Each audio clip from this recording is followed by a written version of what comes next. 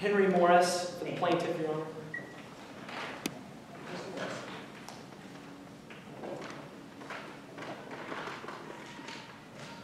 When the winner cheats, everybody loses. 6 months ago, Mayor Heisman looks like a sure bet for another 4 years in office. 5 months ago, the plaintiff announces her candidacy against the mayor.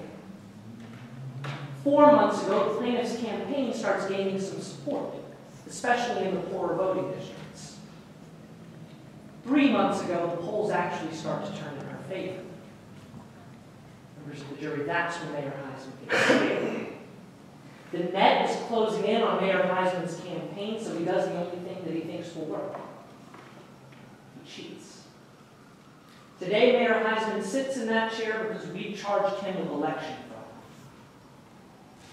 Mayor Heisman won that election. But when the winner cheats, everybody loses. Members of the jury, I want to take a step back and tell you a little bit about someone that you're going to hear from later on today. Her name is Amari White. Ms. White lives in the poorest voting district in Truman.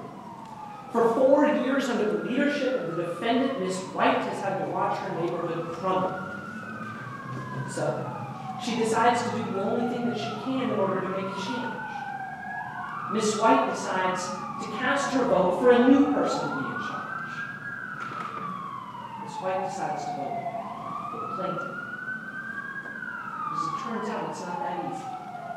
Just as election day starts to roll around, Ms. White starts receiving some strange phone calls. One day, a man calls her and tells her that if she doesn't own a home, she isn't allowed to vote.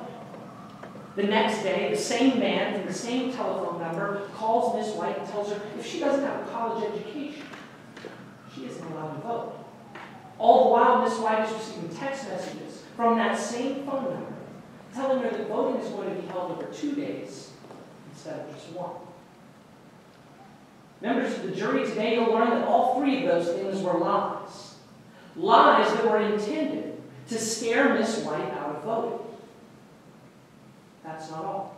On election day, Ms. White heads to the District 12 polling place, and she's harassed in person by the same man who was sending out those phone calls. Today you'll learn that this wasn't an isolated case.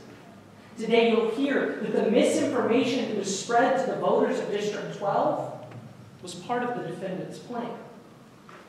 A strategy to suppress the voice of citizens like Ms. White. Members of the jury, as a plaintiff in today's case, we bear the burden of proof. What that means is that we have to show you that it's more likely than not that Mayor Heisman intentionally committed election fraud. You might be asking yourselves, what exactly counts as election fraud? Tricking people into thinking that they no longer have the right to vote, that's election fraud. Spreading misinformation to those people, be it through phone calls, text messages, or flyers, that's election fraud. But whether or not Mayor Heisman acted alone or in conspiracy with other people doesn't matter in terms of our burden. Here in Midlands, you don't get away with fraud just because someone else does the dirty work for you. I want you to keep that in mind. Because today, each one of our witnesses is going to identify the man that was intimidating the voters of District 12. One of the things that we're going to prove to you is that the same man that was intimidating those voters was Mayor Heisman's accomplice. After you hear from Ms. White, you're going to hear from someone named Samantha Ziegler, someone that worked on the defendant's past campaign. When she takes the stand, we expect that you'll hear both about the mayor's campaign strategy and about a meeting that the mayor had with his accomplice that lasted 3 hours in the middle of the night and involved the exchange of a yellow envelope. And you'll also hear from another person that was harassed by the mayor's accomplice on election day. Today, Mr. Jody Stamberg is going to take the stand, and when he does, we expect that you'll hear that the mayor and his accomplice, they go way back, that they've worked together before. Members of the jury, it's through these witnesses and through this evidence that we're going to prove to you that Mayor Heisman intentionally committed fraud. At the end of today's case, we're going to ask you to find the mayor liable for that fraud. Because when the winner cheats, everybody loses. It's time to bring justice to the people of Truman. Thank you.